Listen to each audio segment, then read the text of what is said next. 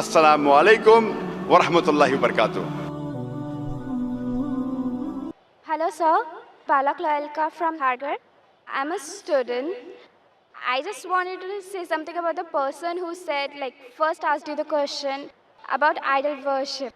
I'm a follower of Lord Krishna, and I just remember something that my aunt once told me, and I just wanted to say that it's like when we do idol worship, it's when we have a picture of them, or we can feel them.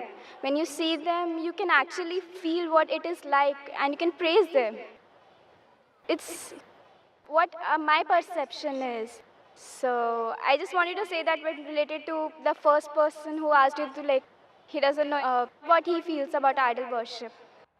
बहन ने सवाल किया है कि वो कृष्ण की पुजारी है और जब बुत परस्ती करती है, मूर्ति पूजा करती है, तो उस ईश्वर का फोटोग्राफ रखती है, उस ईश्वर की मूर्ति रखती है ताकि कंसंट्रेशन के लिए, तो इसीलिए वो मूर्ति पूजा करती है।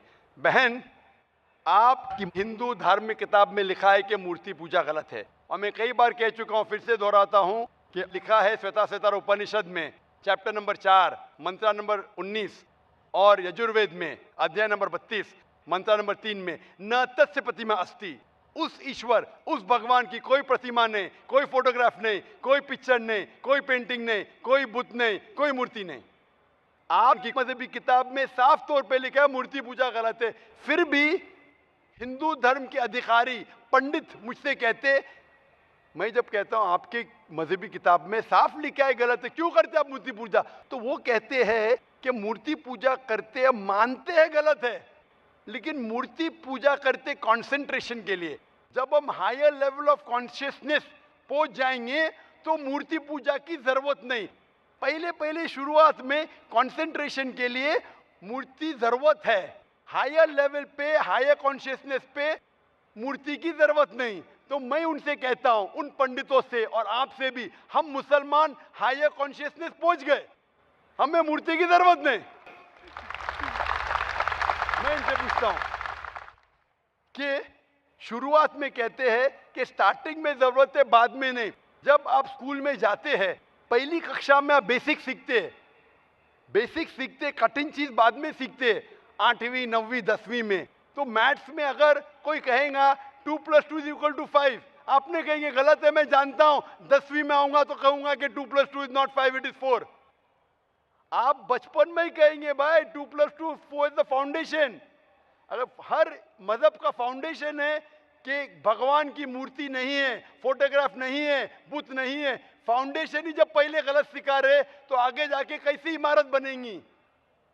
तो इसीलिए इन पंडितों से जब मेरी बहस होती है, गुफ्तगू होती है, वो जवाब ही नहीं दे सकते। वो बोलते मानता हूं कि हमारी मजहबी किताब में गलत है, लेकिन फिर भी इनिशियली कंसंट्रेशन के लिए। तो मैं कहता हूं कि हम मुसलमान इनिशियली भी हमें जरूरत नहीं मूर्ति की ना बुत की, हमें हमेशा हक बात कहना चाहिए। और ये साफ तौर पे लिखा है सारी मजहबी किताबों में, चाहे हिंदू मजहब की किताब हो, ईसाई मजहब की, यहूदी मजहब की, इस्लाम मजहब की, मूर्ति पूजा गलत है और हराम है, और हमें इससे दूर रहना चाहिए।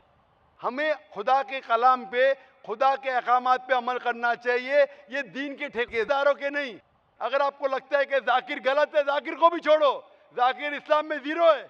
अगर जाकिर वो बात कर रहा है जो खुदा से मिलती है, जो आखिरी पैगंबर से मिलती है, इसीलिए मैं हवाला देता हूं, chapter number verse number.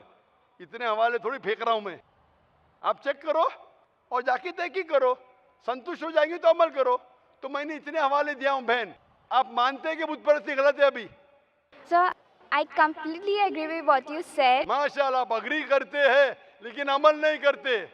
There's another point of it.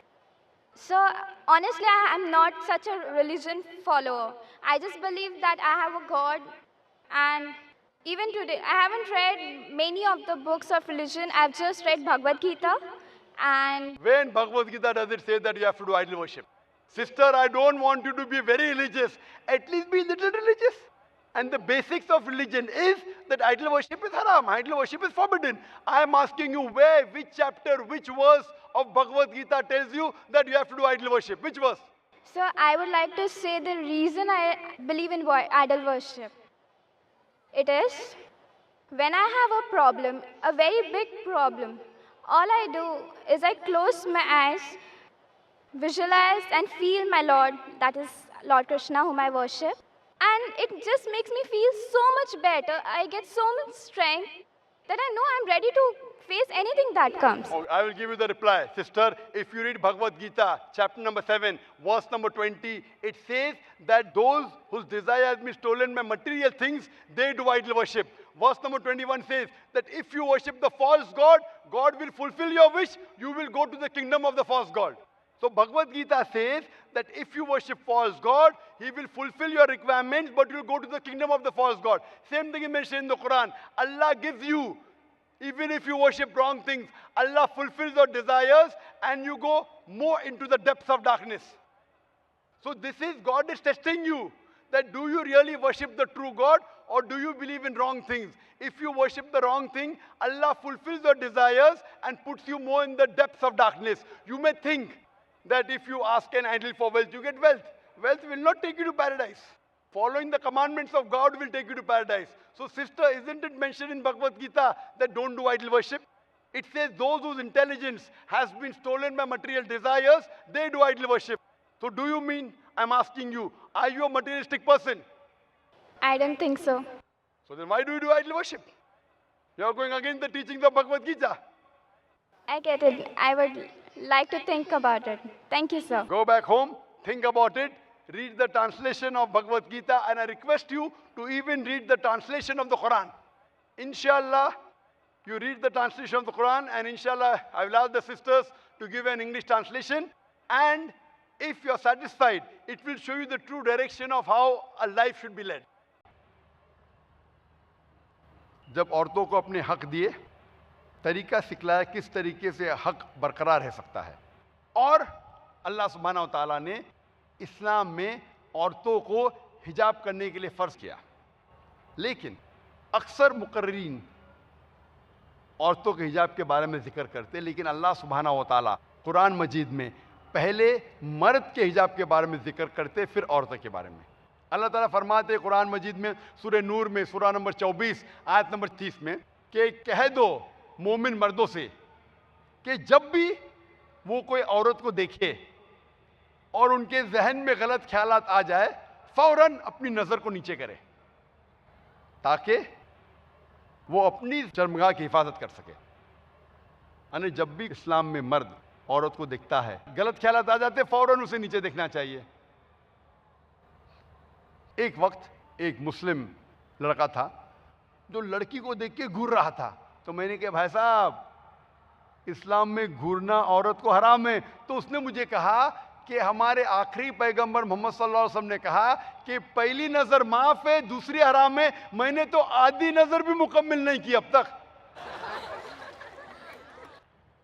Mohammad सल्लल्लाहु अलैहि वसल्लम क्या कहना चाहते थे कि पहली नज़र की इजाज़त है, दूसरी हराम है। उसका मतलब नहीं कि आप लड़की को 10 मिनट तक देखो बिना पल के झिपकाए, विदाउट ब्लिंकिंग, और कहो कि मैंने नज़र नहीं पूरी की। अल्लाह के रसूल ये फरमाते थे कि अगर आप अनइंटेंशनली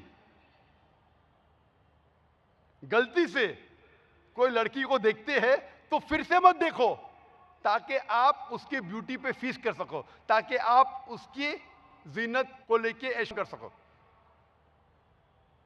उसके फौरन बाद दूसरी आयत आती है औरतों के लिए।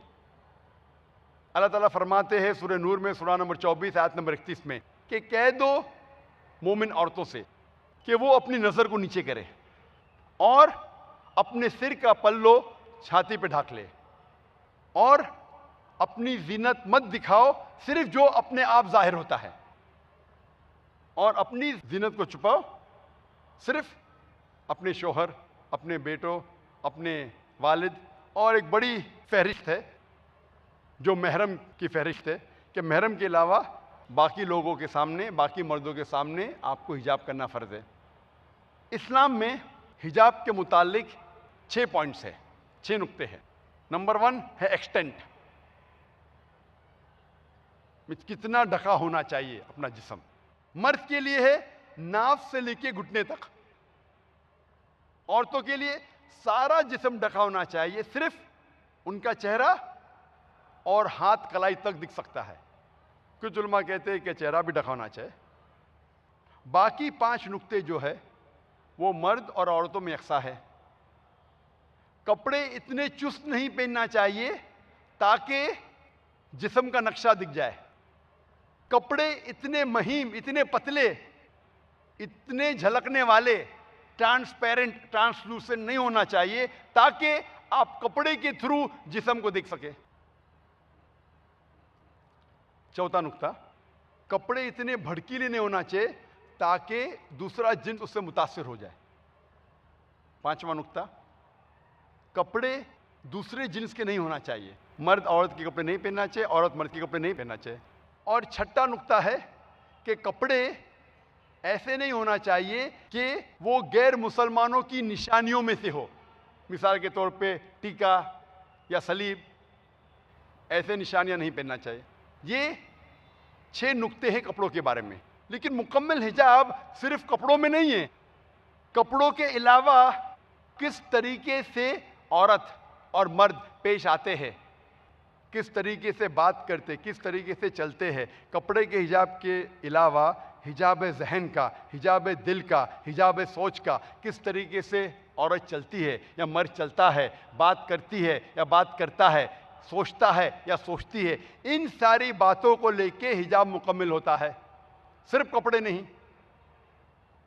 और अल्लाह ताला फरमाते कुरान मजीद में सूरह अहज़ाब में सूरह नंबर 33 आयत नंबर 59 में कि ए पैगंबर, ए रसूल, कह दो अपनी औरतों से, अपनी बीवियों से, अपनी बेटियों से और मोमिन औरतों से कि जब भी वो बाहर जाए अपने जिस्म पे जिल्बाब ओढ़ ले ताकि लोग उन्हें पहचान सके और उनके साथ कोई छिड़कानी ना करे, so that they shall be recognised and no one shall molest them. Quran Majeed में हिजाब कहा गया औरतों के लिए ताकि लोग उन्हें पहचान सके और उनके साथ कोई छिड़कानी ना करे। मैं आपसे सवाल पूछना चाहता हूं कि अगर 2 बहनें हैं, जुड़वा बहनें, जुड़वा यकसा, आइडेंटिकल ट्विन्स, और दोनों बहनें खूबसूरत है और यकसा खूबसूरत है, और ये दोनों बहनें अगर चल रही है पेडर रोड के ऊपर बम्बई की सड़कों पे, और एक बहन पहन रही है इस्लामिक हिजाब, सारा बदन ढका हुआ, सिर्फ चेहरा और हाथ कलाई तक दिख रहे हैं, और दूसरी बहन पहनी है मगरबी लिबास जिससे बदन दिखता ज़्यादा है और ढका हुआ कम है, मिनी स्कर्ट, शॉर्ट्स या डीप नेक के साथ कपड़े पहन के चल रही है, और ये दोनों बहनें चल रही है पेडर रोड पे, और अगर round the corner there is a hooligan who is waiting for a catch, और अगर एक लफंगा रुका हुआ है कोने पे कोई लड़की को छेड़ने के लिए, मैं पूछना चाहता हूं वो कौन सी लड़की को छेड़ेगा, कौन सी बहन को छेड़ेगा? वो बहन जो इस्लामिक हिजाब पहन रही है कि वो बहन जो मगरबी लिबास पहन रही है? किसे छेड़ेगा? किसे छेड़ेगा? मगरबी लिबास पहनने वाली बहन को। ये जवाब बहुत आसान है, ज्यादा सोचने की जरूरत नहीं।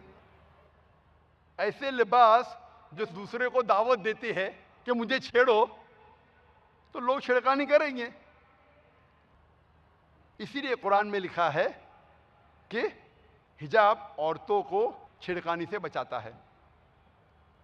और इस्लाम में इसके बाद अगर कोई मर्द कोई औरत का बलात्कार करता है, ज़िना बिल जब्र करता है, तो इस्लाम में सजाए मौत। गैर मुस्लिम कहेंगे सजाए मौत इस दौर में? इस्लाम एक बेरहम मजहब है, जाहिल मजहब है, सजाए मौत इस दौर में?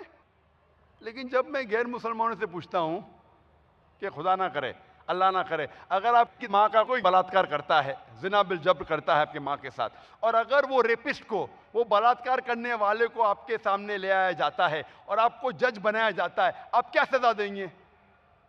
100% गैर मुसलमानों ने कहा कि मैं उसे दूंगा सजाए मौत। कुछ लोग ने कहा कि मैं तो उसे तड़पा तड़पा के मारूंगा। अगर कोई आपके माँ के साथ बलात्कार करता है तो आप उसे मारना चाहेंगे, उसका कत्ल करना चाहेंगे। दूसरे के माँ के साथ कोई बलात्कार करता है, आप कहते हैं ओ सजाए मौत, जाहिल मजहब। ये क्यों दोगलेपना? Why this double standards? और अमेरिका, जो हम समझते सबसे तालीम याफ्ता देश है, मुल्क है, हम अक्सर समझते हैं कि most advanced country in the world. आप जानते हैं कि सन 1990 की रिपोर्ट के हिसाब से एफबीआई के हर रोज यूएसए में 1756 केसेस ऑफ रेप हुए थे। सन 1990 में हर रोज यूएसए में 1756 रेप हुए। जब हम 1996 की स्टैटिस्टिक्स पढ़ते हैं, US department of justice of crime and victimisation, 1996 की रिपोर्ट कहती है कि हर रोज अमेरिका में 2713 रेप होते थे। 1990 में 1756, 6 साल बाद 2713। हो सकता है कि अमेरिकन लोगों में, मर्दों में 6 साल में मर्दानगी और आ गई। यानी हर 32 सेकंड में एक रेप होता था 1996 में। 2006 की स्टैटिस्टिक्स कहती है, US department of crime justice की, हर रोज अमेरिका में 4000 रेप होते थे। 4000 यानी हर 21 से 22 सेकंड में एक रेप होता था अमेरिका में 2006 में। हर 22 सेकंड में एक रेप। हम यहां मौजूद है, तकरीबन 2 घंटे से हम यहां मौजूद है कम से कम।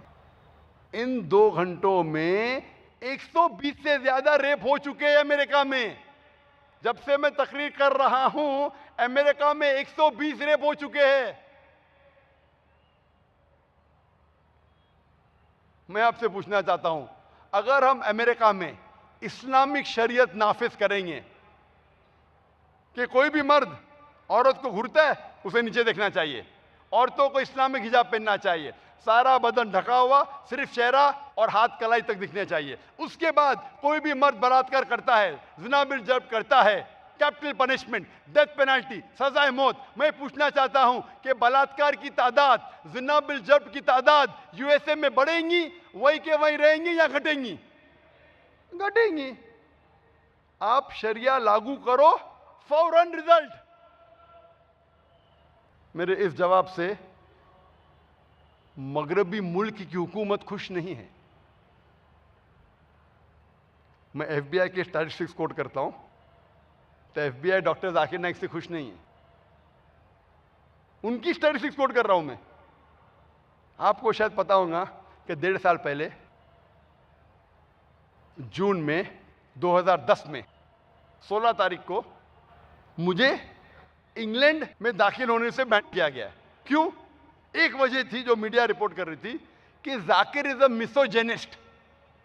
मिसोजेनिस्ट एक अंग्रेजी लफ्ज है जिसके मानी है कि औरतों के खिलाफ है, औरतों से नफरत करता है, वन हू हेट्स वुमेन।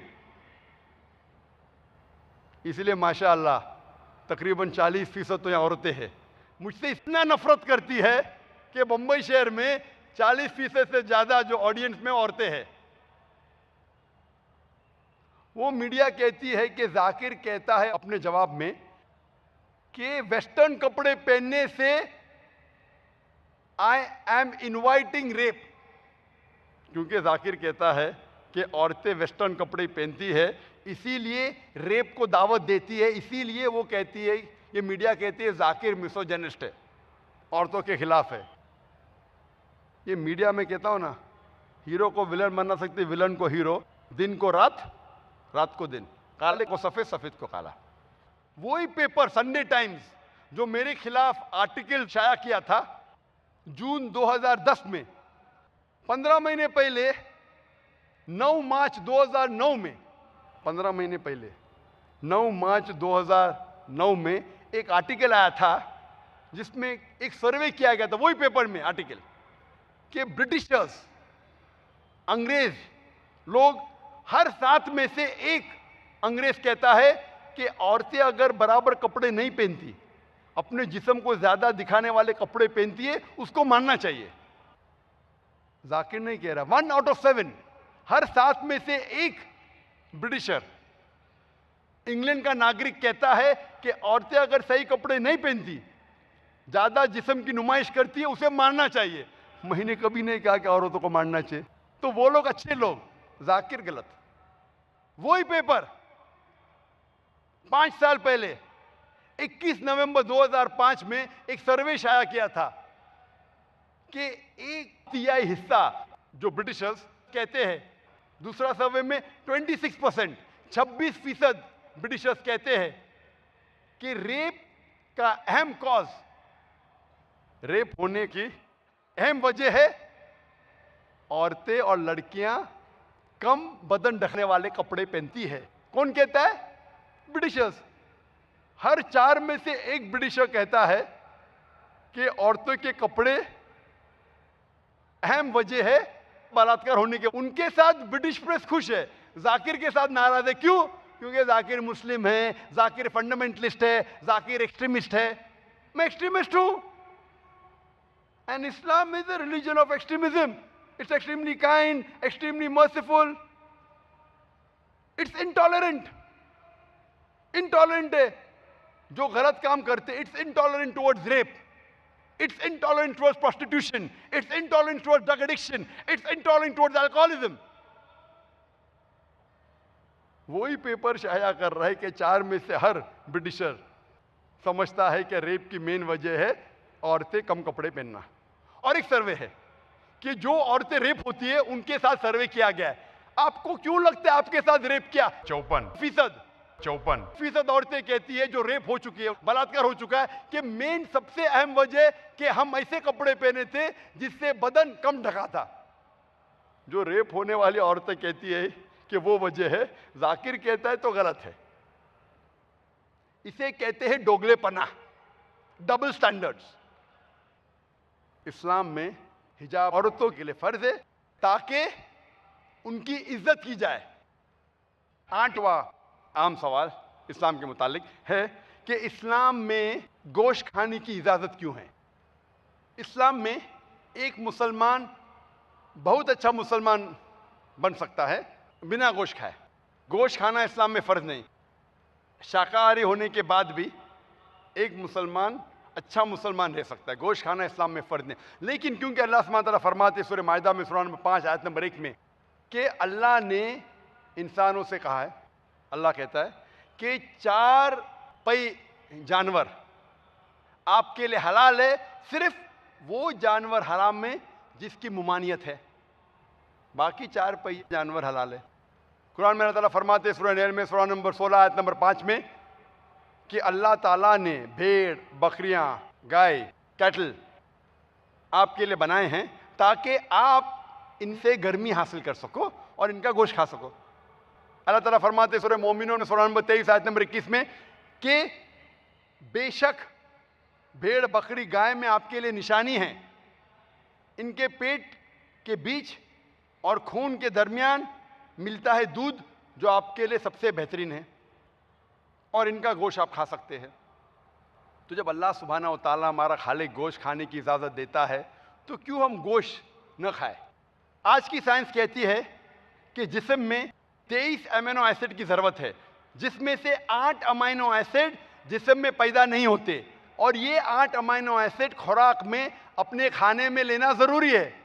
कोई भी घास फूस, कोई भी भाजी पाला, कोई भी वेजिटेरियन फूड नहीं है जिसमें सारे 8 एसेंशियल अमीनो एसिड एक साथ मौजूद है। अगर एक साथ मौजूद होते उसे कहते कंप्लीट फूड, कंप्लीट प्रोटीन। अल्हम्दुलिल्लाह गोश्त में 8 अमीनो एसिड मौजूद है। गोश्त प्रोटीन के अलावा रिच है नायसिन में, विटामिन B1, आयरन में। और जब आप देखेंगे कि जो शाकाहारी जानवर है, घास फूस खाने वाले जानवर, भेड़, बकरी, गाय, आप उनके दांत देखेंगे, उनके दांत चपटे हैं। वो सिर्फ घास खाते हैं, गोश्त नहीं खा सकते।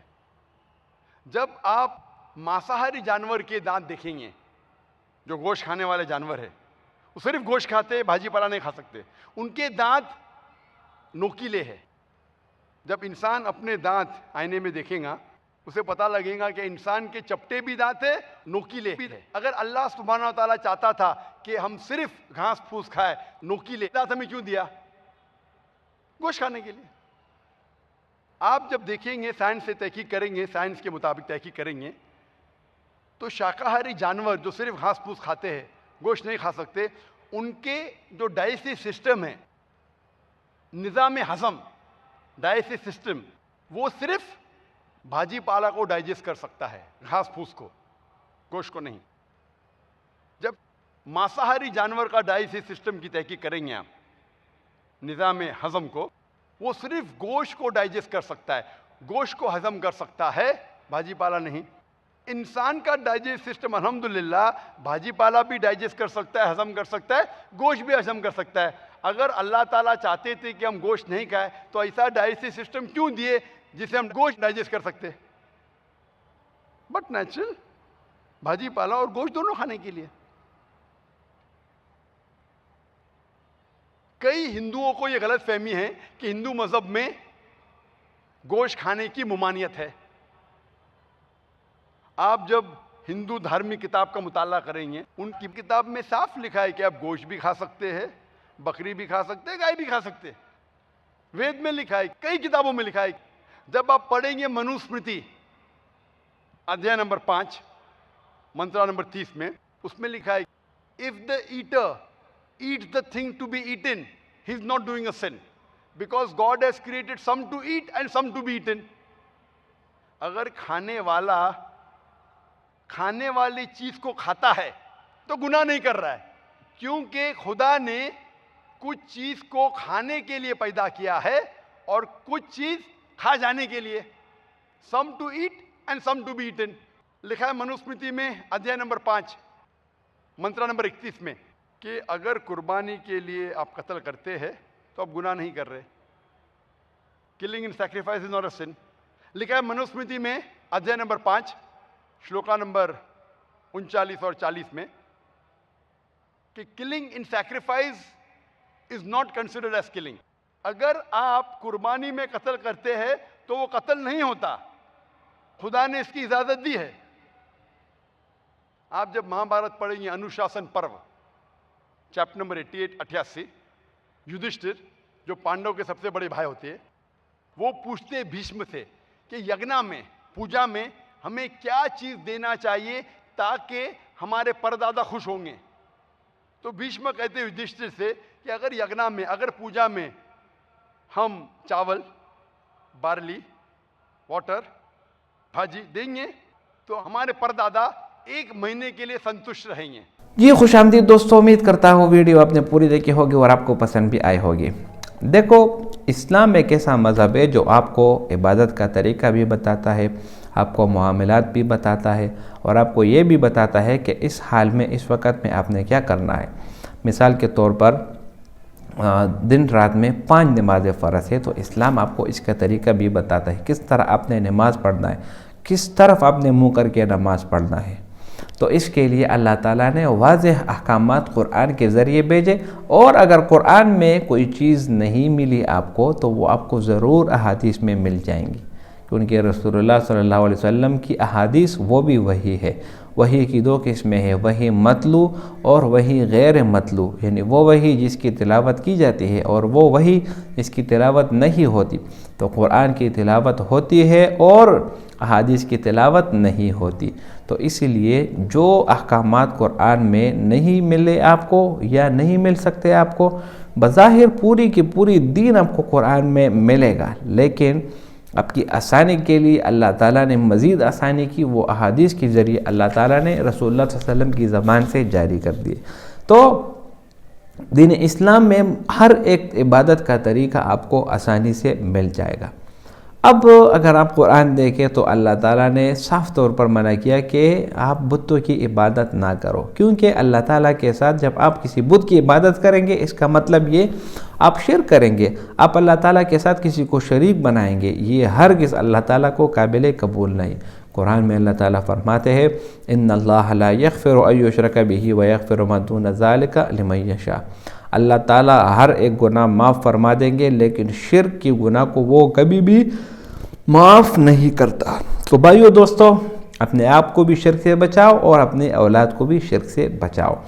तो डॉक्टर जाकिर नाइक ने यहाँ पर इस औरत को बहुत बेहतरीन जवाब दिया कि इस्लाम में कंसंट्रेशन की ज़रूरत नहीं है, क्योंकि इस्लाम एक ऐसा मज़हब है जो आपकी यकीन को मजबूत करती है, आपके इरादों को मजबूत करती है। और आप अगर अल्लाह की इबादत करते हैं तो किबले की तरफ मुँह करके उसकी इबादत करें। इसी तरह उसके किताबों से भी जवाब दिया कि आपके हिंदू के किताबों में लिखा है कि अल्लाह की कोई तस्वीर नहीं, उसकी कोई इमेज नहीं, और इसी तरह बुत पूजा हराम है। उम्मीद करता हूँ वीडियो आपको पसंद आई होगी। अगर वीडियो आपको पसंद आए तो इस चैनल को सब्सक्राइब करें। बहुत शुक्रिया।